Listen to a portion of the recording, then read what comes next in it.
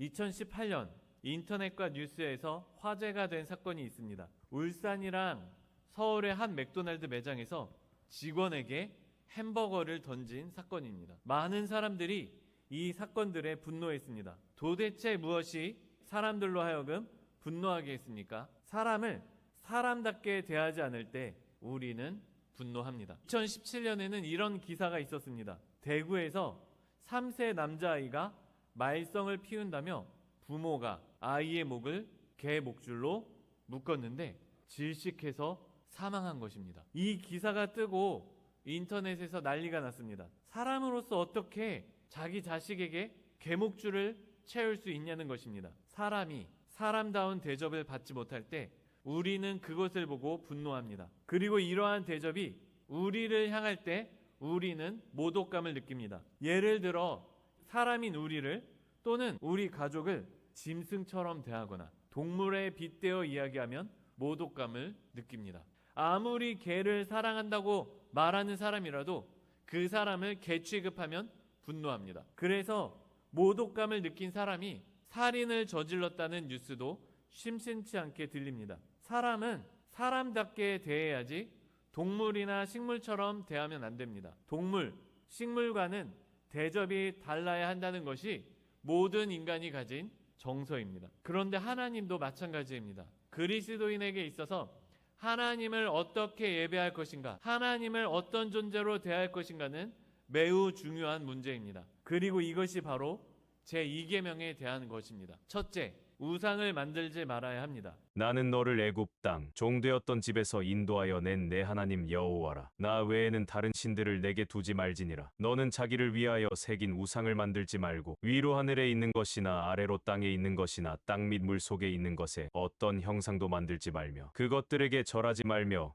그것들을 섬기지 말라. 나 내 하나님 여호와는 질투하는 하나님인즉 나를 미워하는 자의 죄를 갚되 아버지로부터 아들에게로 3, 4대까지 이르게 하거니와 나를 사랑하고 내 계명을 지키는 자에게는 1000대까지 은혜를 베푸느니라. 그렇다면 1계명과 2계명의 차이는 무엇입니까? 제1계명은 나 외에는 다른 신들을 내게 두지 말지니라 라고 말하고, 제2계명은 너는 자기를 위하여 새긴 우상을 만들지 말라고 말합니다. 우리는 보통 제1계명과 2계명을 합쳐서 우상 숭배하지 말라고 말합니다. 하지만 이 두 가지를 구분할 줄 알아야 합니다. 오늘 읽은 본문 말씀 중에 4절을 보면 이렇게 말합니다. 이스라엘아, 이는 너희를 애굽 땅에서 인도하여 낸 너희의 신이로다. 오늘 본문을 보면 이스라엘 백성은 하나님이 아닌 다른 신을 섬긴 게 아니었습니다. 여호와를 섬긴 것입니다. 하나님을 송아지 형상 안으로 가둔 것이 바로 우상 숭배입니다. 다시 말해서 하나님을 신이 아니라 피조물, 우리가 만든 어떤 조각처럼 여기는 것이 우상 숭배입니다. 예배의 대상은 바르더라도 예배의 방법이 잘못되면 우상 숭배가 된다는 것입니다. 즉, 제1계명은 누구를 예배하는가의 문제이고 제2계명은 어떻게 예배하는가의 문제입니다. 그런데 하나님을 예배한답시고 금송아지를 만든다면 아무리 하나님을 예배하는 것처럼 보여도 금송아지는 결코 하나님이 될 수가 없다는 것입니다. 즉, 바른 예배의 방법을 갖추지 않으면 2계명만이 아니라 1계명도 어기는 것이 될 수 있습니다. 이것이 굉장히 중요한 부분이에요. 1계명은 바른 예배의 대상, 2계명은 그래서 그 대상을 어떻게 예배할 것인가의 문제예요. 근데 2계명을 잘못 지킬 경우, 하나님을 바르게 예배하지 않을 경우 1계명도 문제가 된다는 거예요. 사람을 사람답게 대접하지 않을 때, 마땅히 받아야 할 대접을 하지 않을 때 우리는 분노합니다. 2014년 소치 동계올림픽에서 김연아 선수가 제대로 대우받지 못한 적이 있습니다. 누가 봐도 금메달의 주인공은 김연아였지만 편파 판정으로 은메달을 준 것입니다. 이때 많은 사람들이 분노했습니다. 마찬가지로 하나님을 예배할 때 우리는 이것을 주의해야 합니다. 우승자에게 우승자에 맞는 대우를 해야 하듯이 우리는 예배를 드릴 때 하나님을 하나님 되심에 맞게 대우해야 한다는 것입니다.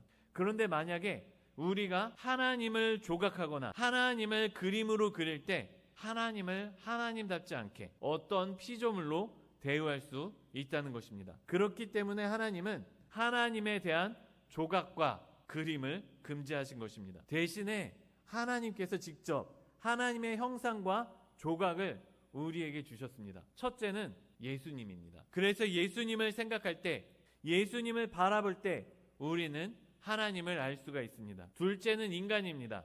우리는 하나님의 형상이 담겨 있는 사람으로서 우리 안에 있는 하나님의 형상을 완성해 나가야 합니다. 우리가 우리 안에 있는 하나님의 형상을 완성해 나갈 때 이것이 예배가 된다는 것입니다. 그래서 교회 앞에 나와서, 교회 안에 들어와서 예배를 드리는 것만이 예배가 아니라 우리의 일생의 삶 속에서 우리 안에 있는 하나님의 형상을 완성해 나갈 때 그때 그것도 예배가 된다는 것입니다. 둘째로 은혜를 저주로 바꿔서는 안 됩니다. 오늘 본문을 읽으면 이런 궁금증이 생깁니다. 이스라엘 백성들은 평생을 종으로 살았는데 금송아지를 만들 수 있는 황금은 어디서 난 걸까? 성경이 거짓말한 거 아닐까? 이런 소리를 하는 사람들이 있습니다. 그런데 출애굽기 12장을 보면 이렇게 말합니다. 이스라엘 자손이 모세의 말대로 하여 애굽 사람에게 은금 패물과 의복을 구하매 여호와께서 애굽 사람들에게 이스라엘 백성에게 은혜를 입히게 하사 그들이 구하는 대로 주게 하심으로 그들이 애굽 사람의 물품을 취하였더라. 출애굽기를 보면 하나님께서 이스라엘 백성들을 구하기 위해 애굽에 10가지 재앙을 보냅니다. 그리고 이 사건으로 애굽 사람들이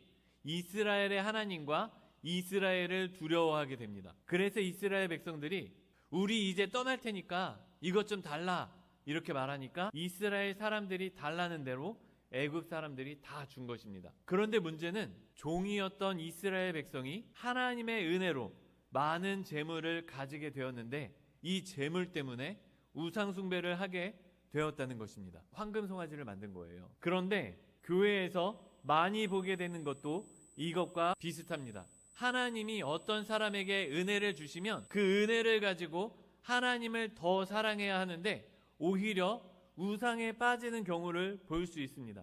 하나님께서 재물을 주시면 재물이 우상이 되는 사람이 있습니다. 하나님께서 은사를 주시면 은사가 우상이 되는 사람이 있습니다. 하나님께서 명예를 주시면 명예가 우상이 되는 사람이 있습니다. 하나님께서 직분을 주시면 직분이 우상이 되는 사람이 있습니다. 너무 성품이 좋고 섬김을 잘하고 겸손한 사람이 있어서 장로를 세웠더니 직분이 우상이 된 거예요. 이 직분을 가지고 바르게 쓰지 못하고 감투놀이를 하는 것에 사용되는 것입니다. 하나님께서 우리에게 은혜를 베푸실 때 우상에 빠지는 게 아니라 하나님을 더욱 사랑할 수 있는 우리 성도님들이 다 되시기를 소망합니다.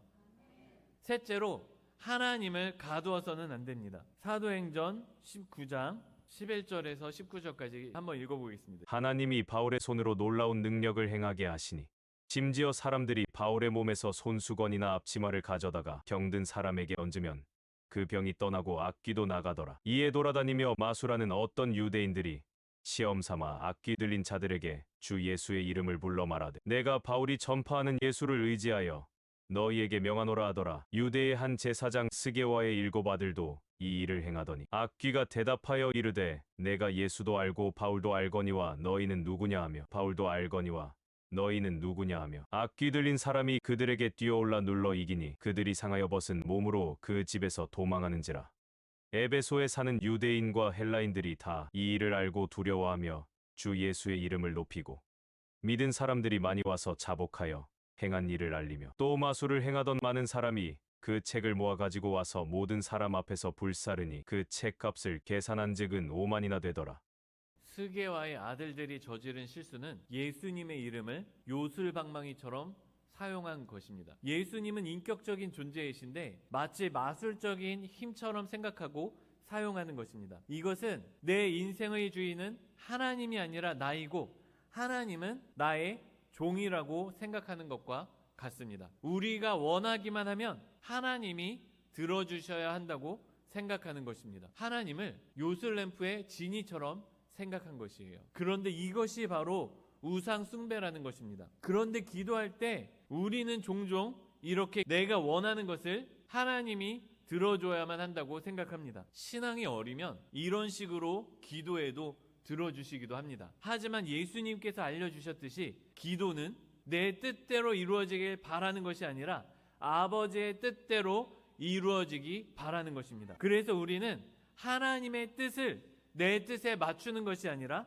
내 뜻을 하나님께 맞춰야 합니다. 그리고 은사주의자들 중에 스게와의 아들들과 똑같은 실수를 하는 사람들이 많습니다. 성령을 인격이 아니라 힘과 권능으로 생각하는 사람들입니다. 내가 열심히 기도해서 성령이라고 하는 능력이 있다고 생각하는 사람들은 인격이신 성령님을 인격이 아닌 존재로 모독하는 것입니다. 그런데 이런 사람들에 대하여 예수님은 이렇게 말씀하십니다. 누구든지 말로 인자를 거역하면 사하심을 받으려니와 성령을 모독하는 자는 사하심을 받지 못하리라. 또 어떤 사람들은 헌금으로 하나님을 조정하려고 하는 사람들이 있습니다. 하나님께 뇌물을 드리는 것으로 하나님을 내 마음대로 움직인다고 생각하는 것입니다. 그러나 이것은 우상 숭배입니다. 사무엘상을 보면 이스라엘 백성들이 블레셋과 전쟁을 하고 있었습니다. 그런데 자꾸 패배하는 거예요. 그러자 블레셋과 싸워 이겨보겠다며 언약궤를 전쟁터로 가져옵니다. 이렇게 해도 하나님이 우리를 지게 만들겠냐는 것입니다. 하나님을 자기가 원하는 대로 휘두르려고 했던 것입니다. 헌금으로 하나님을 자기 원하는 대로 휘두르려는 것이 바로 이것과 같은 우상 숭배입니다. 하나님의 성품을 우리 입맛대로 바꾸는 사람들도 있습니다.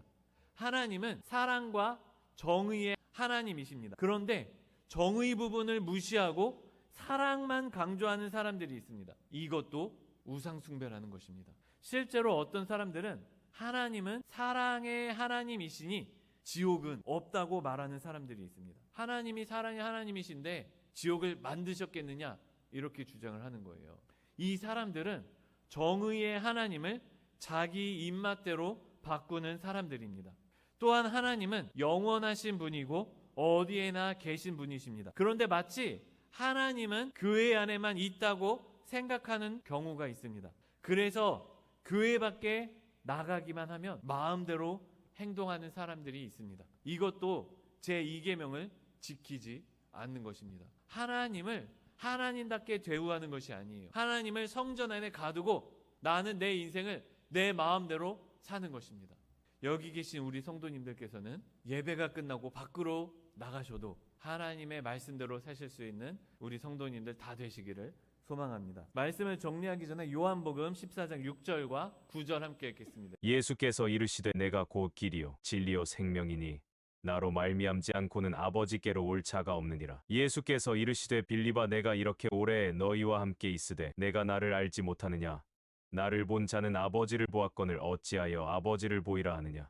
그렇다면 우리는 어떻게 바르게 하나님을 예배할 수 있습니까? 첫째로 하나님께서 우리에게 알려주신 방법대로 하나님을 예배해야 합니다. 그런데 하나님께서 알려주신 방법은 성경에 나와 있습니다. 그래서 하나님을 예배하는 교회는 성경 안에 있는 예배 형식들을 가지고 주일에 성도들이 모여서 하나님을 예배합니다. 그런데 EDM 예배와 같이 하나님이 알려주지 않으신 방법을 내가 원한다고 내 마음대로 사용한다면 그것은 이계명을 어기는 것입니다. 둘째로 우리가 제멋대로 형상을 만들어서 예배하는 것이 아니라 하나님께서 알려주신 형상을 가지고 예배해야 합니다. 그런데 하나님께서 우리에게 하나님을 알려주신 형상은 오직 예수 그리스도 한 분밖에는 허락된 것이 없습니다. 그래서 우리는 성경에 계시된 예수 그리스도를 알아가는 것으로 하나님을 예배해야 합니다. 마지막으로 셋째는 예배 시간에만 예배를 드리는 것이 아니라 삶으로도 예배를 드려야 합니다. 하나님께서는 우리들 또한 하나님의 형상대로 창조하셨습니다. 그런데 아담의 타락으로 인해 우리 안에 있는 하나님의 형상이 파괴되었습니다. 그래서 우리가 예수님의 성품을 닮아가는 것으로 우리 안에 있는 하나님의 형상을 회복한다면 이것 또한 하나님을 향한 예배입니다. 그래서 여기 계신 성도님들께서는 하나님을 예배하시되 주일 예배와 삶으로 바르게 예배하시는 성도님들 되시기를 소망합니다.